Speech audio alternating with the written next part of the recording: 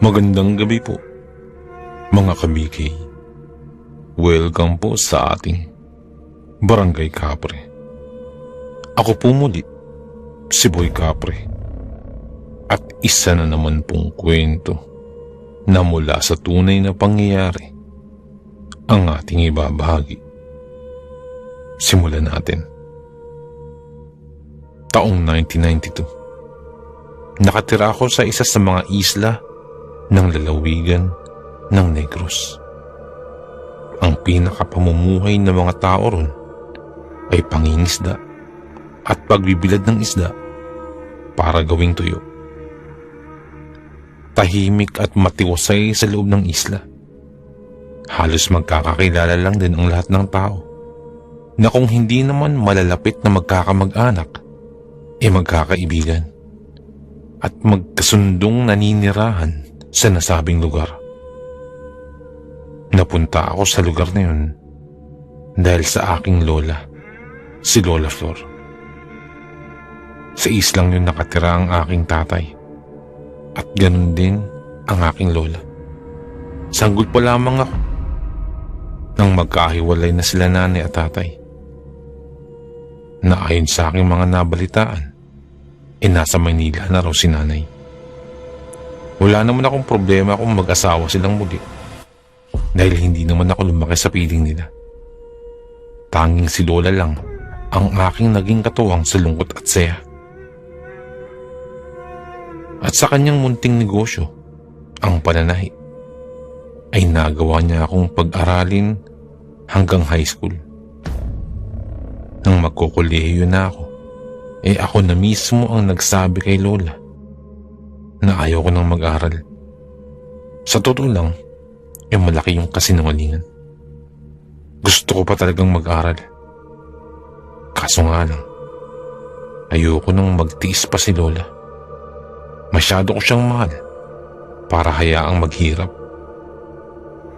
Nagpaalam ako kay Lola para makapagtrabaho. Ngunit hindi siya pumayag. Bagkus itinuro niya sa akin kung saan nakatira ang aking ama. Sabi ni Lola, baka raw makatulong ito sa pagnanais niya na makapagtapos ako. Kaya naman matapos niya akong bigyan ng sapat na halaga para makapagbiyahe, sumakay ako ng barko papunta sa kabisera ng Cebu. Doon ay may mga paupahang bangka papunta sa mga islang magkakahiwalay. Kaya may naging pambayad pa ako para makarating sa aking paroroonan. Buo ang loob kong makilala si tatay dahil ni minsan hindi ko pa siya nakikita. Naisip ko na baka naman matanggap ako ni tatay at hayaang makasama ko siya. Nabanggit kasi ni Lola dati na mahal na mahal daw ni tatay si nanay.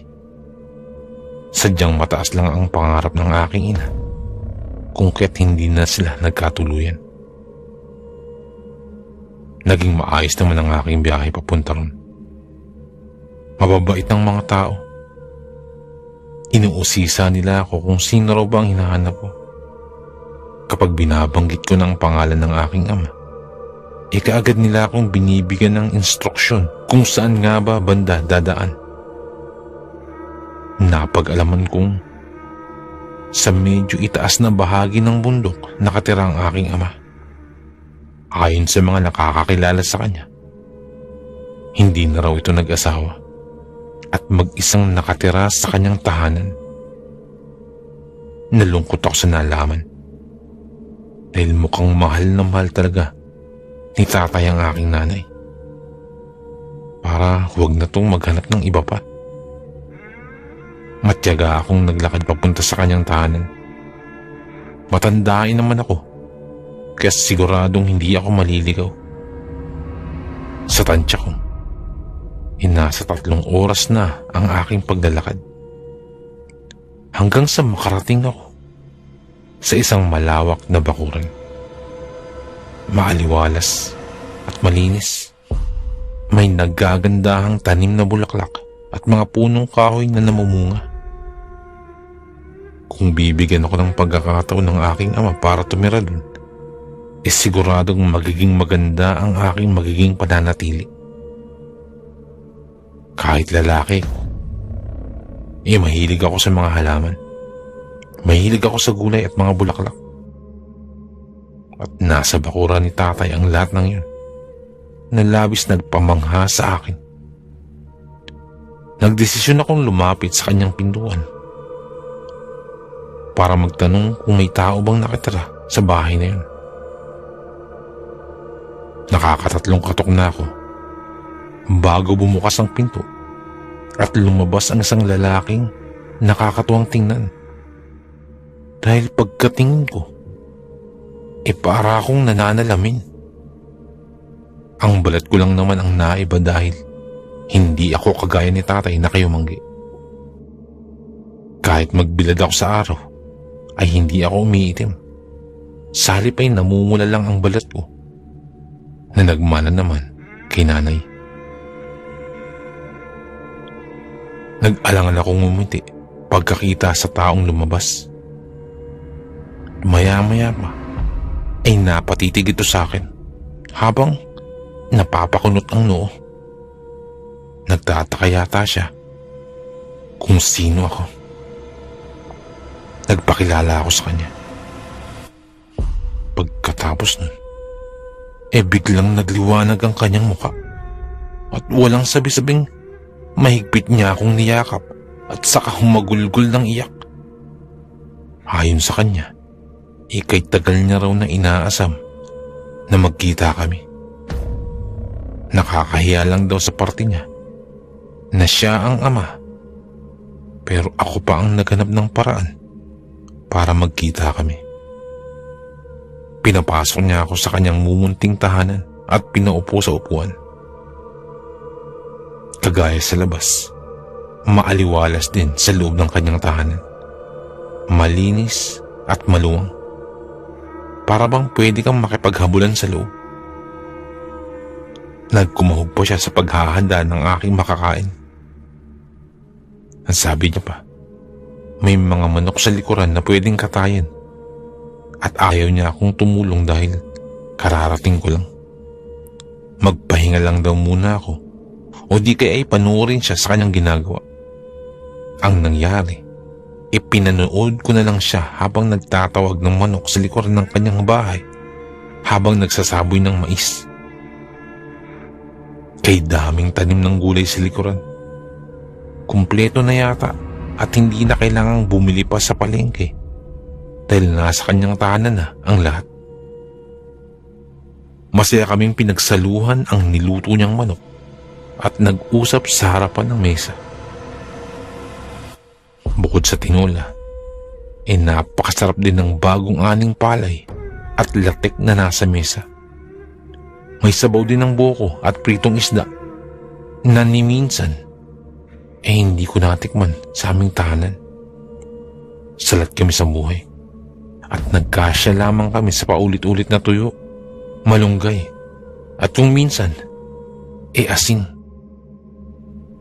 Tila ang sarap tumira sa tahanan ng aking ama. Subalit halos hindi siya makapagsalita nang sabihin ko sa kanyang kung maaari ay dumito muna ako. Batid kong nabigla siya sa aking sinabi. Pero tingin ko naman ay maaari akong manatili rito. Wala siyang asawa at anak at malaki ang kanyang bahay at maraming pagkain. Pwede akong tumulong sa kanyang mga gawain at kung mabibigyan ng pagkakataon, makakahanap pa ako ng trabaho sa bayan para makapagbigay din ako sa kanya ng pera. Tumango siya at sinabing wala namang problema kung sa bahay niya ako manatili. Iyon nga lamang, hindi na raw ako maaaring lumabas kapag sapit ng gabi at manatili na lamang sa aking silid. Gusto kong magtanong kung bakit, pero wala akong nagawa kung hindi sumang-ayon na lang. Gusto ko lang rin makasama ang aking ama at makilala pa siya ng husto. Ayokong maniwala sa sinasabi ni nanay na irresponsable ang aking ama at hindi kayang bumuhay ng pamilya. Kinagabihan, maaga kaming naghapunan. Nagulat ako dahil may kuryente na pala sa bahay niya. Maliwanag sa loob at labas ng bahay. Ngayon ko lang din napansin na may telebisyon pala si tatay. Ang sabi niya pwede ko raw dalhin ang telebisyon sa loob ng ibinigay niyang kwarto sa akin kung gugustuhin ko. Hindi naman daw siya nanonood nun. Hindi ko alam kung paano ang aking iisipin ng buhati nga niya ang telebisyon sa loob. At sinabi pa niyang mas maganda raw manood ng telebisyon kung malakas ang volume na ito. Nagpabalik-balik si tatay at hinatdan pa ako ng isang pitsil ng tubig, isang pakete ng biskwit, baonan na may lamang kanin at ulam. Itinuro niya din ang maliit na pinto sa gilid ng lalagayan ng telebisyon at sabi pa niya na banyo raw yun. Namangha ako dahil may sariling banyo pa pala ang aking kwarto. At kumpleto rin ito sa sabon, shampoo at iba pang kagamitan. Wala na talaga akong rason para lumabas pa ng aking kwarto kapag 10 oras ng gabi. Wala akong tinanong kay tatay nang sabihin niyang huwag akong lalabas ng silid kapag hating gabi na. Naisip ko na simpleng paalala lamang yun ng isang ama sa kanyang anak, sabagat hindi nga naman talaga magandang lumabas pag 10 oras na ng gabi. Kinaumagahan, maaga pa lang may naririnig akong nagtatrabaho sa kusina. Bumangon ako at nakita ko si tatay kung kaya't binati ko ito. Abala siya sa pagluluto ng sinangag habang may kape ng umuusok sa tasang nasa mesa. Tinanong niya ako kung nakatulog daw ba ako ng maayos, na ikinangiti ko naman. Simulat sa pool, ngayon lang ako naging komportable sa pagdulog. Nagpasalamat naman siya at hindi nagambala ng anuman ang aking pagtulog. Napakunot-noo ako kasi tingin ko ay nanlalalim ang kanyang mga mata. Mukhang hindi siya maayos na nakatulog kagabi. Bago pa man ako nakapagtanong, sinabi na niya na kakain na kami. Kung kaya't kumuha na ako ng mga plato at kubyertos para pagsaluhan ang kanyang niluto. Simula ng araw niyon, naging mabilis ang paglipas ng mga araw. Sa umaga nagsasalo kami ng pagkain hanggang hapunan. Kapag araw naman, nagiging abala na siya sa pagtatrabaho sa bukid at sa kanyang mga pananim. Ako naman ay namasyal sa bayan para maghanap ng trabaho. Ngayon ko ba? Tila may nais sabihin sa akin ang mga taong nakakasalubong ko.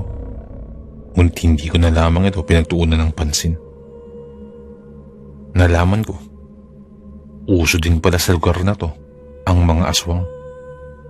Lalo na yung mga bangkilan na nagpapanggap na tao sa umaga at nagiging aswang naman sa gabi.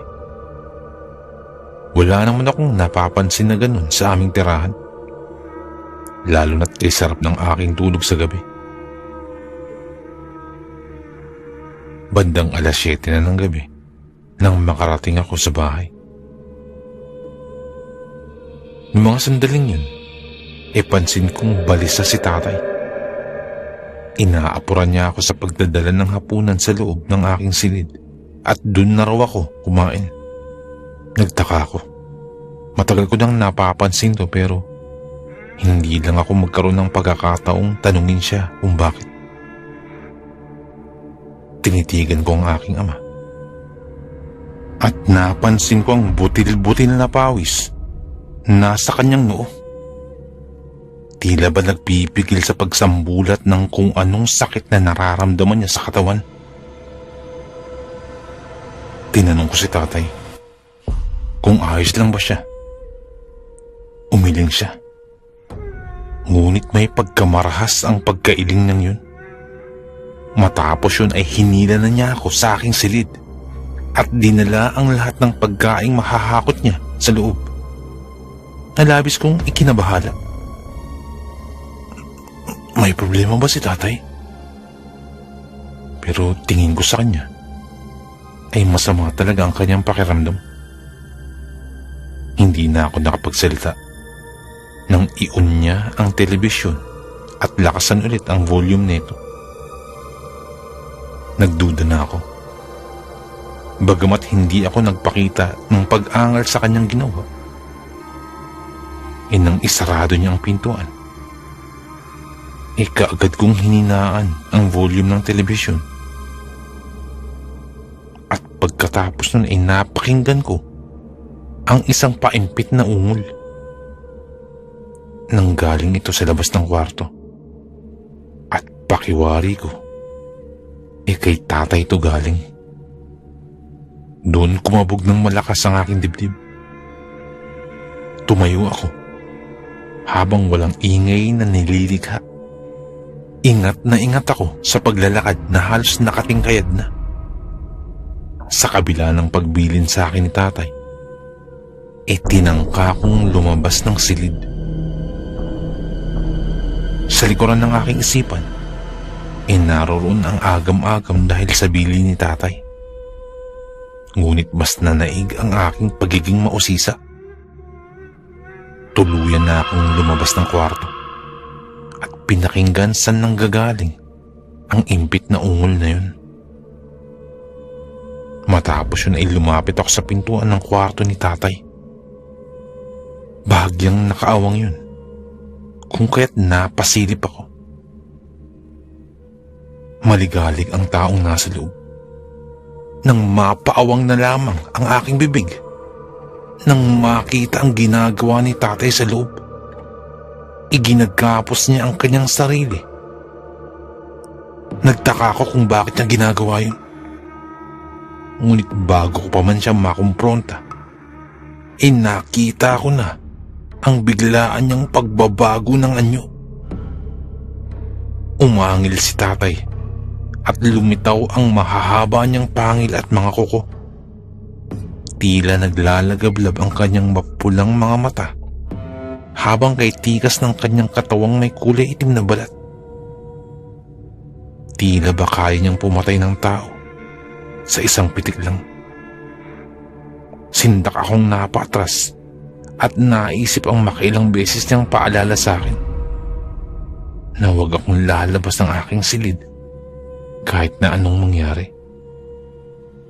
Kaya naman kahit napuno ng takot ang buong sistema, umatras ako at walang ingay na nagtungo sa aking silid at ikinandado ko pa yan. Sanlaks ang kilabot ang aking nadarama habang inaalala na simula pa lang sa unang pagdating ko dito, ganun na ang kanyang ginagawa para lamang maproteksyonan ako. Kaya pala hindi siya nakasagot nang sabihin kong nais kong tumira sa bahay niya. Kaya pala halos sakutin na niya ang lahat ng bagay at pagkain sa loob ng aking silid upang maiwasan ang paglabas ko. Kailangan naming mag-usap ni tatay. Hindi na ako nakatulog pa ng gabing yun. Simula nang dumating ako sa bahay niya, ngayon lang naging mailap sa akin ang antok. Pagsapit ng umaga, nasa kusina na si tatay at abala na sa pagluluto, na parang wala lang nangyaring paghihirap sa kanya nung nagdaang gabi. Samantalang mangyak-ngyak na ako sa pagpipigil ng emosyon dahil sa aking natuklasan tungkol sa kanya. Tay! Bungad ko at nagulat siya nang makitang medyo pumiyok ang aking tinig. Nag-aalalang tinanong niya ako kung ano ang nangyari, kung bakit ako naluluha. Kung kaya't sinagot ko siya ng aking totoong dahilan. Hindi siya nakapagsalita. At bigla ang pagsambulat ng kanyang kinikimkim na damdamin. Inamin ni tatay na siya ay isang aswang. Naghahanap ng mabibiktima sa gabi at pumapatay ng tao. Nagbago lamang ang lahat ng yun nang dumating ako sa kanyang pamamahay.